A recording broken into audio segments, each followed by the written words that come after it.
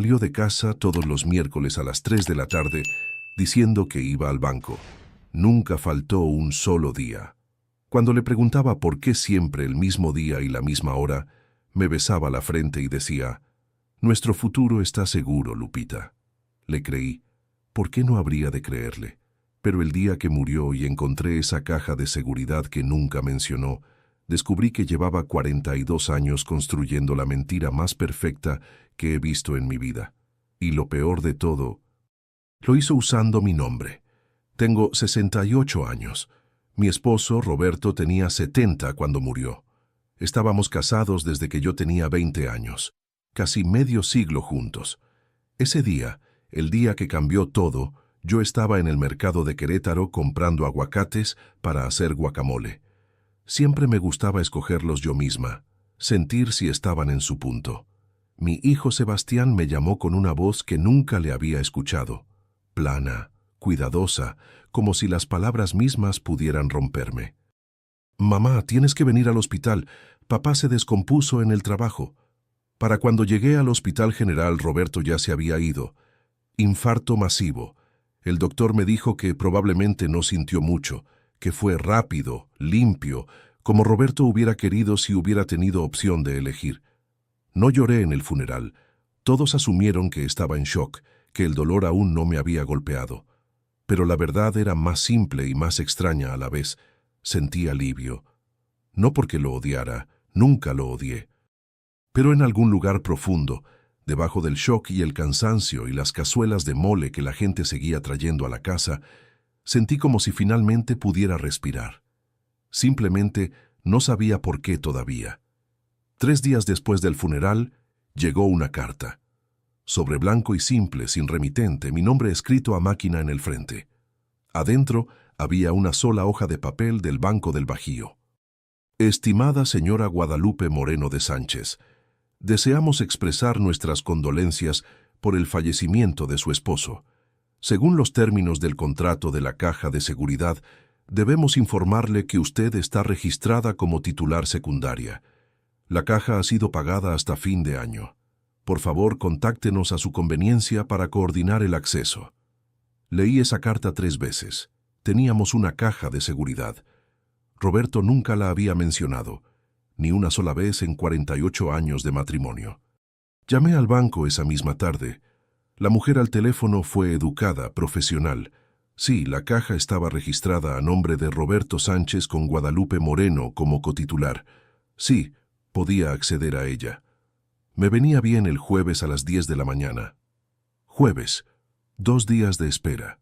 Los pasé moviéndome por la casa como un fantasma, abriendo cajones que Roberto había organizado, viendo archivos que él había etiquetado con su letra precisa y ordenada.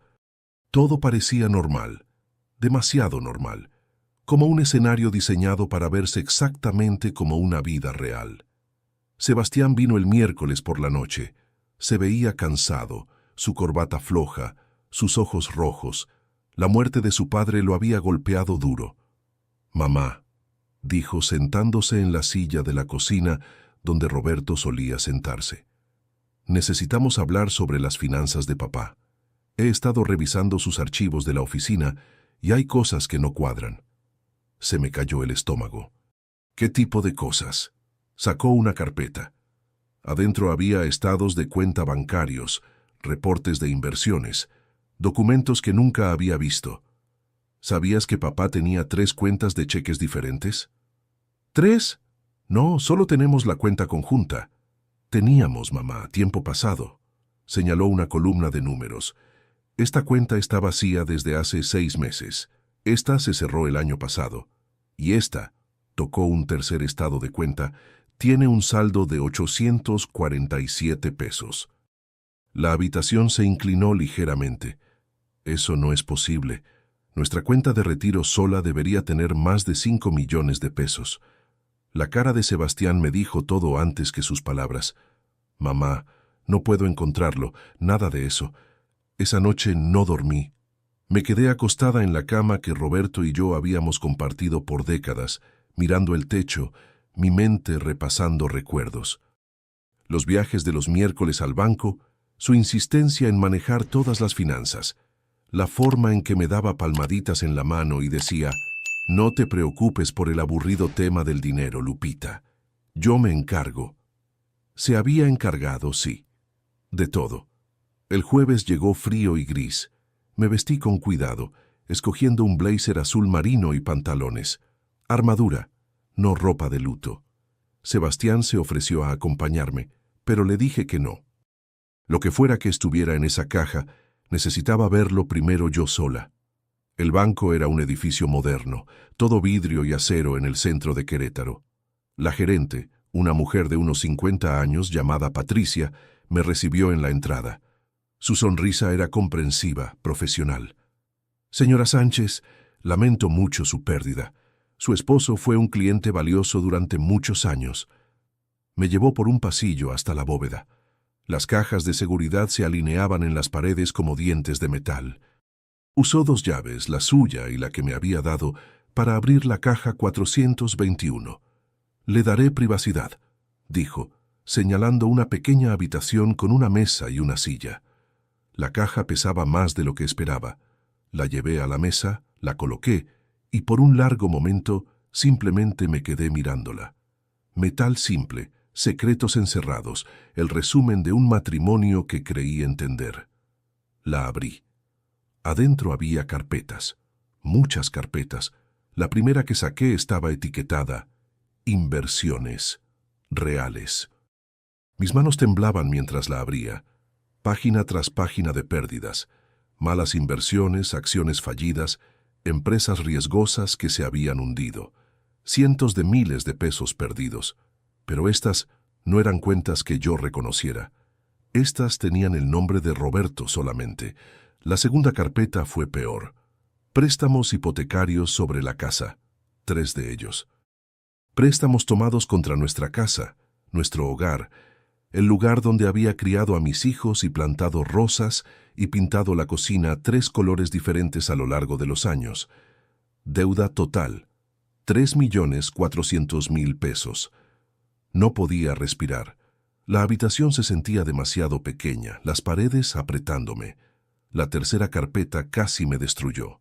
Tarjetas de crédito, cuentas de Lupita. Excepto que yo nunca había abierto esas cuentas. Nunca había visto esas tarjetas. Pero ahí estaba mi nombre, mi número de seguro social, mi firma falsificada.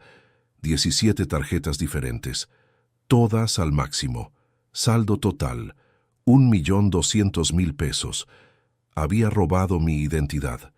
Mi esposo, el hombre que sostuvo mi mano durante el parto de nuestros hijos y el funeral de mi madre y la boda de nuestra hija, había cometido fraude usando mi nombre. Pero antes de continuar con lo que encontré en el fondo de esa caja, apóyame dándole like y suscribiéndote ahora mismo. También quiero saludarlos. Déjame en los comentarios tu nombre, tu ciudad e ideas para próximas historias. Gracias. Me quedé sentada ahí por mucho tiempo, solo respirando, adentro, afuera, tratando de anclarme a algo real. En el fondo de la caja había un sobre, grueso, color crema, mi nombre escrito en la letra de Roberto al frente. Lo abrí con manos firmes. El dolor, el shock, todo se había quemado. Lo que quedaba era algo más frío, más claro. Adentro había una carta. «Lupita, si estás leyendo esto, ya me fui, y encontraste la caja, lo siento. Sé que eso es inadecuado, pero es todo lo que tengo. Hace 7 años hice una inversión que estaba seguro iba a funcionar. No funcionó. Intenté arreglarlo. Cada miércoles iba al banco tratando de reestructurar, de encontrar una salida, pero solo nos hundí más. Los préstamos sobre la casa, las tarjetas en tu nombre, lo hice para ganar tiempo. Pensé que podría arreglarlo antes de que tuvieras que enterarte. Me equivoqué. Para cuando leas esto, probablemente estemos en bancarrota. La casa probablemente irá a ejecución hipotecaria. Tu crédito está destruido. Sé que me odiarás. Deberías. Intentaba protegerte de mis errores, pero solo logré que tú pagaras por ellos. Lo siento. Te amo. Esa parte siempre fue real. Roberto». Doblé la carta, la puse de vuelta en el sobre y guardé todo en la caja. Luego salí de esa habitación con la espalda derecha y la mandíbula apretada. Patricia estaba esperando. ¿Está bien, señora Sánchez? No, dije honestamente, pero lo estaré. Necesito copias de todo lo que hay en esa caja y necesito el nombre de un buen abogado que maneje fraude financiero. Sus ojos se abrieron ligeramente, pero asintió. Yo misma haré las copias. Y señora Sánchez, lo siento muchísimo. Para cuando llegué a casa, el auto de Sebastián ya estaba en la entrada. Me encontró en la puerta, su cara tensa de preocupación. Mamá, encontré algo más, la póliza de seguro de vida de papá. No me digas, dije, dejando mi bolsa con más fuerza de la necesaria. No hay ninguna. Parpadeó. ¿Cómo lo supiste? Porque tu padre pasó los últimos 7 años destruyendo todo lo que construimos, y aparentemente fue muy minucioso al respecto. Pasé junto a él hacia la cocina, saqué las copias del banco y las extendí sobre la mesa. Siéntate. Tenemos trabajo que hacer. Sebastián leyó todo, su cara poniéndose pálida, luego roja, luego pálida otra vez. Cuando terminó me miró con lágrimas en los ojos. Mamá, esto es malo. Esto es muy, muy malo. Lo sé. La casa, tu retiro, tu crédito, todo se fue. Lo sé. ¿Cómo estás tan tranquila? Me senté frente a él, doblé las manos sobre la mesa. Porque el enojo no sirve de nada ahora mismo. Lo que necesito es un plan. Amigos, cada historia que les cuento sale todos los días, pero YouTube solo se las mostrará si tocan el botón rojo de suscribirse. Toquen suscribirse, activen la campanita y nunca se perderán una historia. Gracias. Roberto y yo nos habíamos conocido en Querétaro cuando yo tenía apenas 19 años. Él era contador, trabajaba en una firma respetada. Era ordenado, responsable, el tipo de hombre en quien una joven confiaría su futuro. Nos casamos un año después en la parroquia de la Santa Cruz. Mi vestido era blanco, sencillo. Él usaba un traje gris que le quedaba perfecto. Durante 48 años creí conocerlo. Creí que éramos un equipo. Cuando nacieron nuestros hijos, Sebastián y luego Andrea, Roberto manejaba el dinero mientras yo me quedaba en casa criándolos. No me molestaba. Confiaba en él. Cada vez que preguntaba sobre las finanzas, él sonreía. Me besaba la frente y me decía que no me preocupara. Tú te encargas de la familia, yo me encargo del dinero, decía. Es un buen arreglo, ¿no crees? Y yo lo creía. ¿Por qué no? Las cuentas siempre se pagaban a tiempo. Los impuestos se presentaban temprano. Teníamos una casa bonita en una colonia tranquila. Los niños fueron a buenas escuelas. Cuando se graduaron, cuando Andrea se casó, cuando nacieron los nietos, todo parecía estar en orden. Cada miércoles a las 3 de la tarde, Roberto salía de casa. Voy al banco, Lupita, decía, tomando las llaves del auto. Asuntos de rutina. Durante 42 años. 42 años de miércoles. Lluvia o sol, enfermo o sano, nunca faltó. Yo pensaba que era meticuloso, que cuidaba nuestro futuro con dedicación admirable. Ahora entendía que cada miércoles había sido una mentira. Cada beso en la frente, una distracción. Cada no te preocupes, una forma de mantenerme ciega. La abogada se llamaba Jennifer Rodríguez. Patricia del banco me la había recomendado específicamente para casos como el mío. Nos reunimos en su oficina el lunes siguiente, un espacio brillante con ventanas que daban al centro de Querétaro. Escuchó sin interrumpir mientras le explicaba todo. La caja de seguridad, los préstamos, las tarjetas de crédito, las firmas falsificadas, la carta de Roberto. Cuando terminé, se reclinó en su silla. Señora Sánchez, voy a ser directa con usted. Este es uno de los peores casos de abuso financiero conyugal que he visto, y he visto muchos. La palabra quedó suspendida en el aire. Abuso. Su esposo destruyó sistemáticamente su seguridad financiera y lo hizo en su nombre. Eso no es solo mala administración. Es fraude. Es robo de identidad. Es un crimen. Pero está muerto, dije. ¿Qué podemos hacer? Podemos probar que usted no fue cómplice. Podemos trabajar con los acreedores para demostrar que las firmas fueron falsificadas. Potencialmente podemos salvar la casa demostrando que los préstamos fueron fraudulentos, pero va a ser una pelea. ¿Cuánto tiempo? 6 meses, tal vez un año, y va a costar dinero que probablemente no tiene. Pense en los 847 pesos en nuestra cuenta de cheques, en los fondos de retiro vacíos, en la montaña de deuda con mi nombre. Luego pensé en la carta, en la letra cuidadosa de Roberto, en 48 años de «No te preocupes, Lupita». Encontraré el dinero, dije. Dígame qué necesitamos hacer. Esa noche llamó Andrea. Mi hija siempre había sido más cercana a su padre que a mí. Cuando le conté lo que había encontrado, el silencio del otro lado de la línea se extendió tanto que pensé que había colgado. «Mamá», finalmente dijo su voz pequeña. «¿Estás segura? Tal vez hay una explicación». «Tengo los documentos, Andrea. Tengo su carta admitiéndolo. Pero papá no haría eso. Te amaba. Nos amaba». «Lo hizo», dije. «Y también robó mi identidad y destruyó nuestro futuro financiero. Ambas cosas pueden ser verdad», colgó poco después. Sebastián me llamó una hora más tarde para decirme que Andrea le había llamado llorando, insistiendo que yo estaba equivocada, que estaba hablando mal de papá, que el dolor me estaba volviendo irracional. «Ya se le pasará», dijo Sebastián. «Dale tiempo». Pero yo no estaba segura, porque había visto esto antes en otros contextos con otras familias. La persona que se niega a creer, la que necesita que la mentira sea verdad, porque la verdad rompería algo fundamental en ellos. Las siguientes semanas fueron un borrón de papeleo y llamadas telefónicas y reuniones. Jennifer presentó reportes con las agencias de crédito, contactó a las compañías de tarjetas, reunió evidencia de las firmas falsificadas. Contratamos a un experto en grafología que confirmó lo que yo ya sabía. Yo no había firmado esas solicitudes. Sebastián se lanzó a ayudarme. Organizó archivos, hizo hojas de cálculo, asistió a reuniones.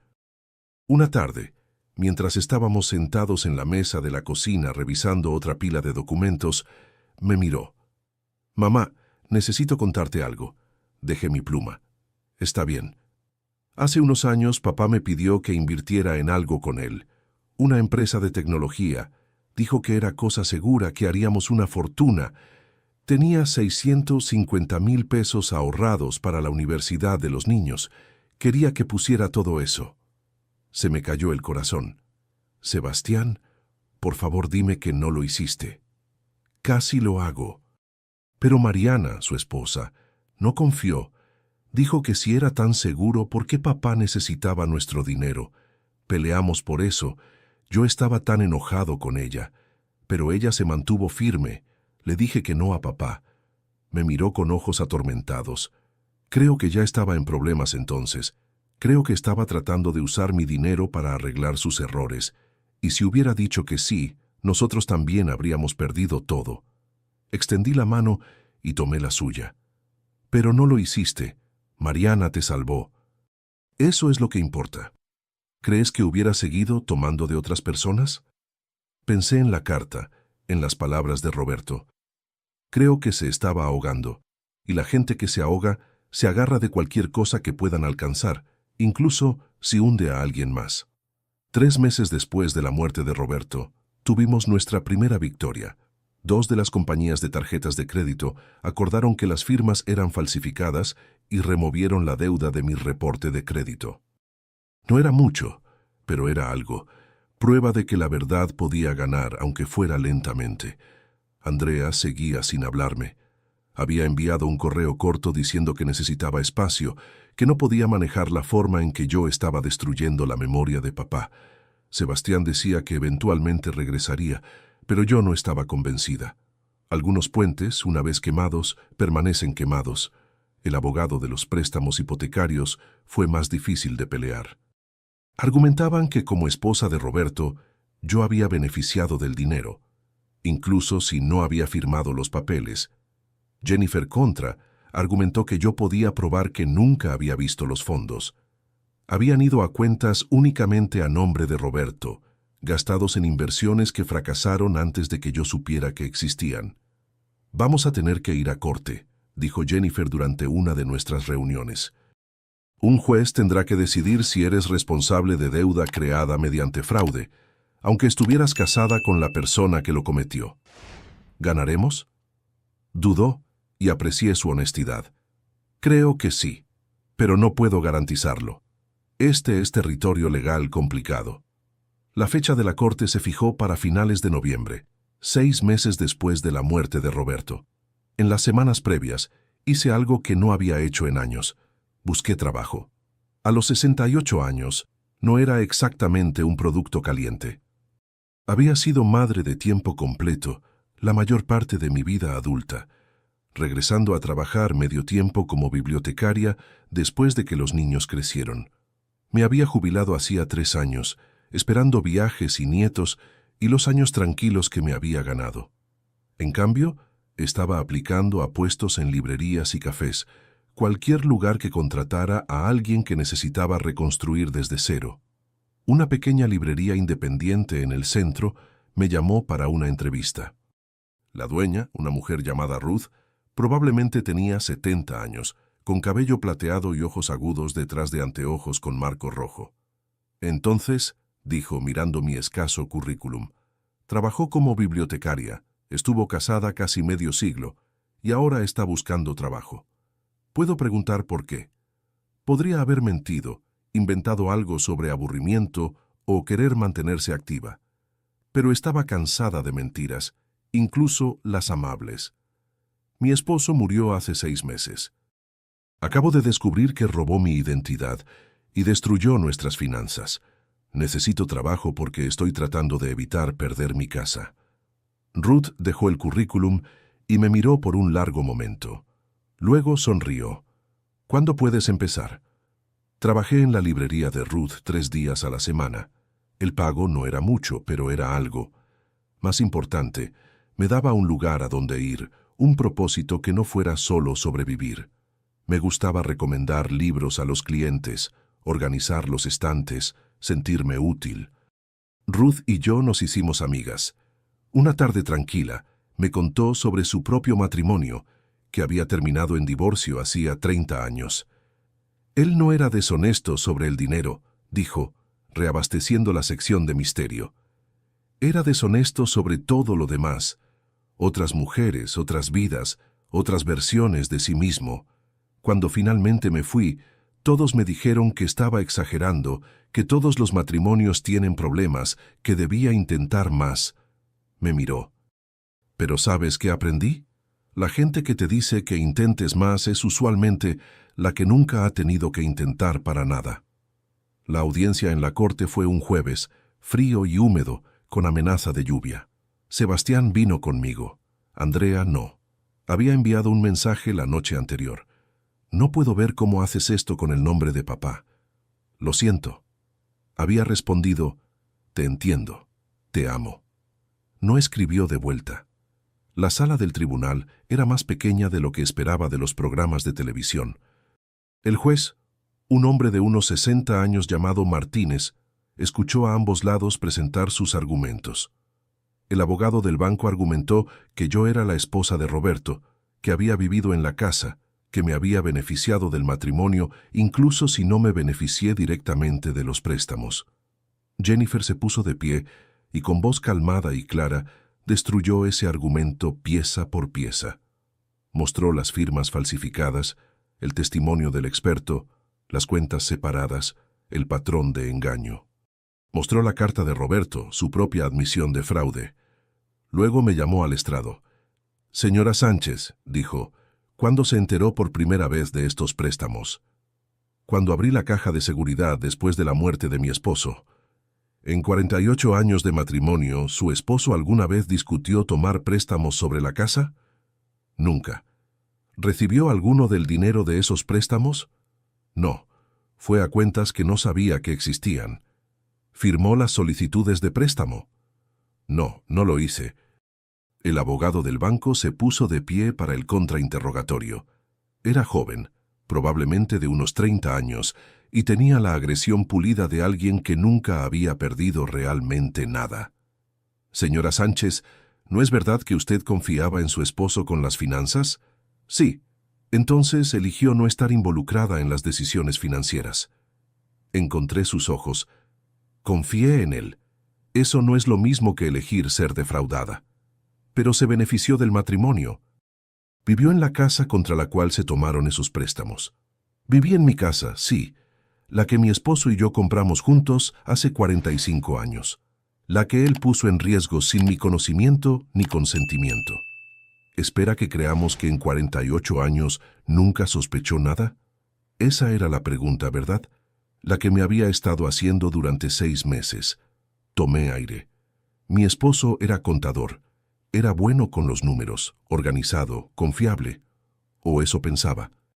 Escondió sus errores detrás de la competencia, detrás de mi confianza, detrás de 48 años de yo creer que el amor significaba no cuestionar, no dudar, no mirar muy de cerca las cosas que él me decía que no me preocupara. Hice una pausa. ¿Fui ingenua? Probablemente, pero la ingenuidad no es consentimiento para el fraude. El juez llamó a un receso. Esperamos en el pasillo. Sebastián caminando de un lado a otro, Jennifer revisando su teléfono, yo sentada perfectamente quieta en una banca de madera. Si quieren saber cómo termina esta historia y conocer muchas más, denle al botón rojo de suscribirse. Es gratis y me ayuda muchísimo. ¡Gracias! Lo hiciste genial, mamá, dijo Sebastián. Asentí, pero no estaba pensando en mi testimonio. Estaba pensando en Andrea, en la hija que no podía aceptar lo que su padre había hecho, que necesitaba la mentira más de lo que necesitaba la verdad. Después de 1 hora, nos llamaron de vuelta. El juez miró a ambos abogados, luego a mí. He revisado toda la evidencia, dijo. Las firmas falsificadas, el testimonio del experto, la admisión escrita del acusado. Aunque entiendo la posición del banco respecto al beneficio conyugal, no puedo ignorar la clara evidencia de fraude cometido sin el conocimiento ni consentimiento de la señora Sánchez. Fallo a favor de la demandada. Los préstamos son nulos. Los gravámenes sobre la propiedad quedan liberados. Sebastián agarró mi mano. Jennifer sonrió. Y sentí algo que había estado apretado en mi pecho durante 6 meses finalmente soltarse. Habíamos ganado. Pero saliendo de ese tribunal no me sentía triunfante. Me sentía cansada y más vieja y extrañamente vacía. Porque, ¿qué había ganado realmente? Mi casa sí, mi nombre limpio sí, pero también había perdido un matrimonio que pensé que entendía, un compañero que pensé que conocía, y tal vez una hija que no podía perdonarme por decir la verdad. Esa noche, Andrea llamó. Casi no contesté, pero algo me hizo levantar el teléfono. Mamá. Su voz estaba gruesa, como si hubiera estado llorando. Necesito contarte algo. Está bien. Después de la audiencia hoy fui al banco. Pedí ver los registros de papá, los que le mostraste al abogado. Quería probarte que estabas equivocada. Tomó una respiración temblorosa. Pero no estabas equivocada. Todo estaba ahí, todo lo que dijiste. Y había más. ¿Más? Tenía una tarjeta de crédito a mi nombre también. Nunca la abrí, nunca la vi, pero está ahí, 289,000 pesos. Mi crédito está arruinado, y nunca lo supe. Oh, Roberto. Incluso desde la tumba sus secretos seguían derramándose. Andrea, lo siento muchísimo. Debí haberte creído, debí escuchar. Solo no podía imaginar a papá haciendo eso. Él era mi papá. Me enseñó a andar en bicicleta y me ayudó con mi tarea de matemáticas y me llevó al altar. ¿Cómo podía esa persona también ser esta persona? Ambas personas eran reales, dije suavemente. El buen padre y el hombre que tomó decisiones terribles. La gente no es solo una cosa. Se quedó callada por un momento. ¿Puedo ir? Claro, cuando sea. 1 hora después mi hija estaba sentada en mi mesa de cocina y yo le hacía té y hablábamos, realmente hablábamos, sobre su padre, sobre la deuda, sobre cómo el amor y la traición pueden existir en la misma persona, sobre cómo a veces las personas en las que más confiamos son las que nos lastiman más profundo, no porque sean monstruos, sino porque son humanos y fallidos y desesperados. Jennifer ayudó a Andrea a presentar las mismas reclamaciones de fraude que yo había hecho. Sebastián nos reunió a todos, los tres sentados en mi sala, revisando documentos, haciendo planes, reconstruyendo. «Saldremos de esta», dijo Sebastián. Y le creí. No porque sería fácil, sino porque finalmente estábamos diciendo la verdad, finalmente viendo con claridad, finalmente sin pretender que el silencio significaba paz. La librería se convirtió en mi santuario. Ruth me enseñó sobre manejar un pequeño negocio, sobre inventario y pedidos, y la satisfacción tranquila de emparejar el libro correcto con el lector correcto. Un día, una mujer entró viéndose perdida. «¿Puedo ayudarla?», pregunté. Dudó, luego dijo, «Tiene algo sobre abuso financiero en el matrimonio». La llevé a la sección de autoayuda, saqué 3 libros y luego por impulso dije, «Tengo experiencia con esto, si quiere hablar». Hablamos por 1 hora. Su historia era diferente a la mía, pero el patrón era el mismo. Control disfrazado de cuidado, aislamiento disfrazado de protección, manipulación disfrazada de amor. Cuando se fue, me abrazó. «Gracias por creerme». Después de que se fue, Ruth me miró. «Eres buena en eso». «¿En qué?». «Escuchar, creer, no juzgar».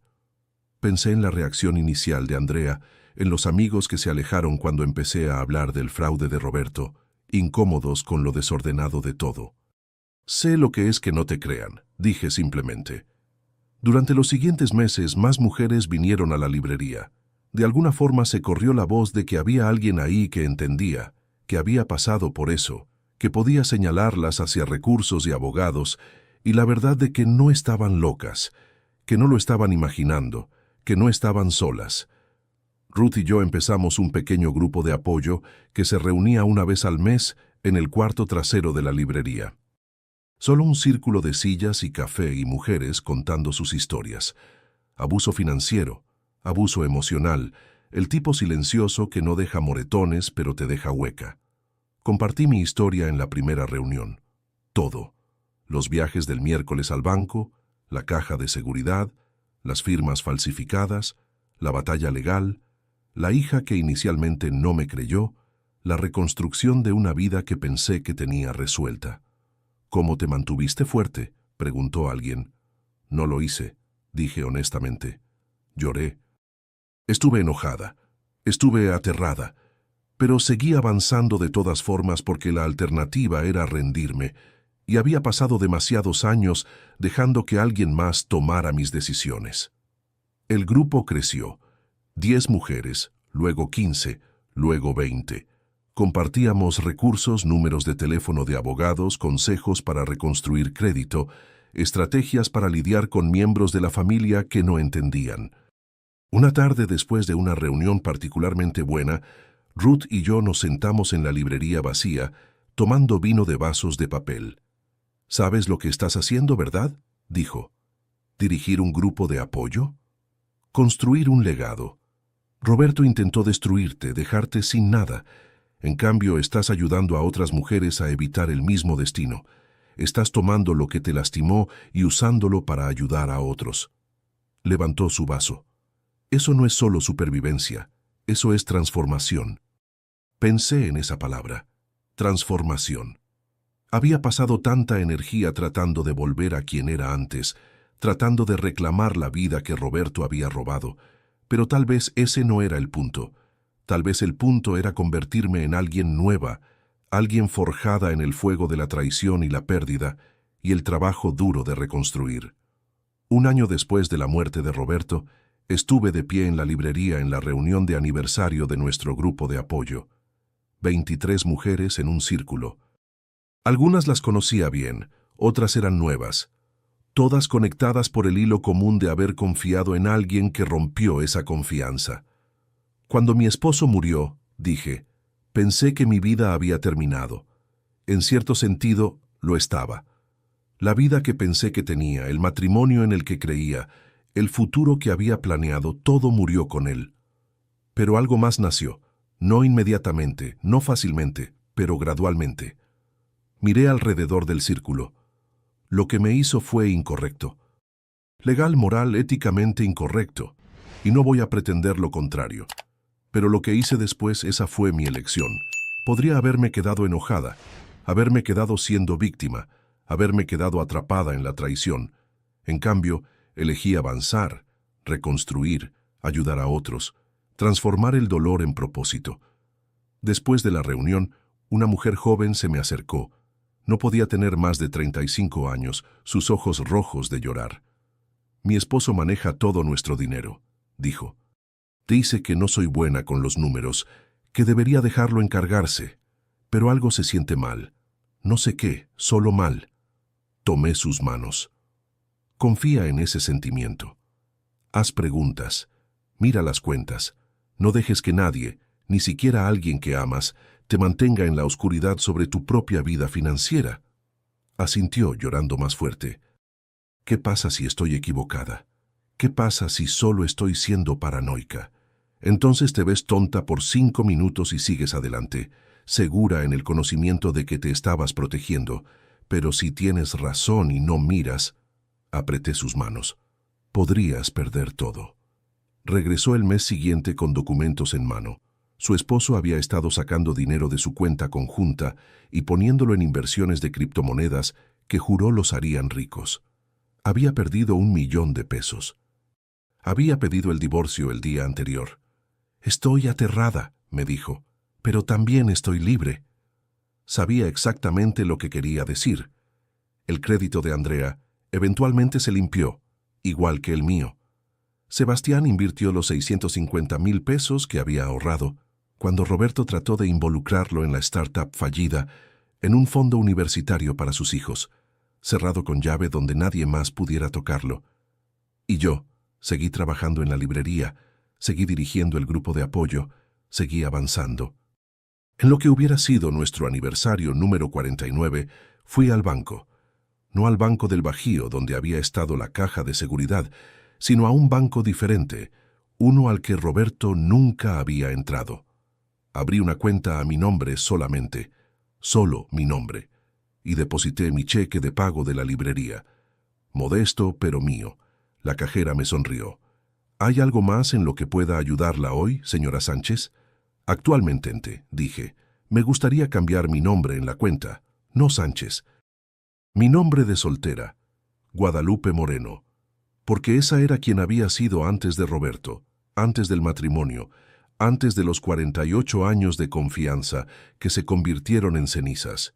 Y esa era quien iba a ser avanzando, no borrando el pasado, sino reclamando las partes de mí misma que había dejado de lado. Salí de ese banco con la cabeza en alto y por primera vez en un año sentí que sabía exactamente quién era.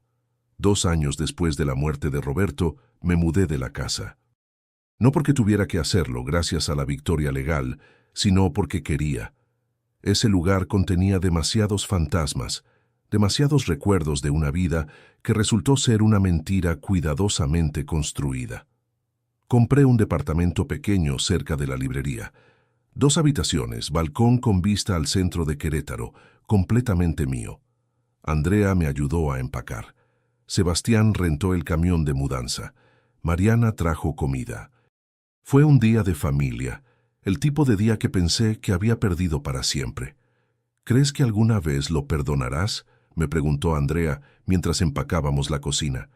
Pensé en eso, en Roberto, en su carta, en los 48 años de matrimonio que fueron tanto reales como falsos al mismo tiempo. Ya lo perdoné, dije finalmente, no porque lo que hizo estuviera bien, sino porque cargar ese enojo solo me lastima a mí. Él ya no está aquí para que el perdón lo cambie. Pero yo sí, y elegí soltar eso.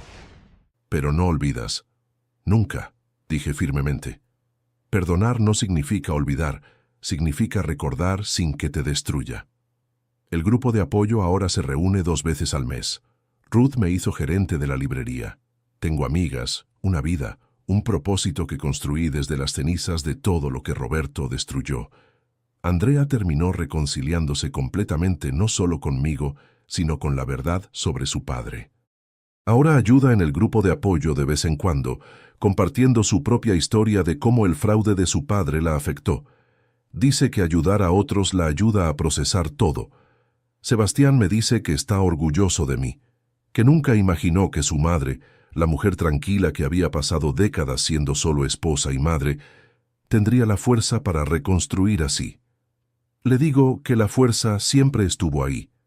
Solo necesitaba una razón para usarla. Si te gustó esta historia, haz clic en suscríbete y cuéntame en los comentarios qué parte te impresionó más. ¿Roberto merecía perdón? Dime sí o no abajo.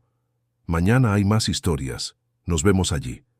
Si estás leyendo esto, si algo de esto te suena familiar, las puertas cerradas, los secretos, la sensación de que algo está mal pero no puedes nombrarlo, confía en ti misma. Haz preguntas. Mira los documentos. No dejes que nadie te diga que el amor significa confianza ciega, porque no es así. El amor significa compañerismo, transparencia, respeto. Y si descubres que te han traicionado, si abres esa caja de seguridad y tu mundo se desmorona, recuerda esto. Eres más fuerte de lo que crees. La persona que intentó borrarte no tuvo éxito. Sigues aquí, y eso significa que puedes reconstruir. Yo lo hice, y tú también puedes. Tengo 70 años ahora. Mi cabello es completamente gris. Mis manos tienen arrugas que no tenían hace 2 años. Pero cuando me miro en el espejo, veo a alguien que no había visto en décadas. Veo a Guadalupe Moreno, fuerte, independiente, honesta. No la esposa de alguien, no la sombra de un matrimonio que fue tanto amor como mentira. Solo yo. Y después de todo lo que pasó, después de todo lo que perdí y todo lo que reconstruí, eso es más que suficiente. Esta narrativa tiene como único propósito inspirar reflexión sobre las relaciones familiares, la importancia de la honestidad emocional, el perdón y el valor del tiempo. No debe interpretarse como consejo médico, psicológico o de ningún otro tipo profesional. Si estás enfrentando una enfermedad grave, conflictos familiares o situaciones emocionales difíciles, busca el apoyo de profesionales cualificados como médicos, terapeutas o consejeros. Este contenido es apto para todo público y cumple con las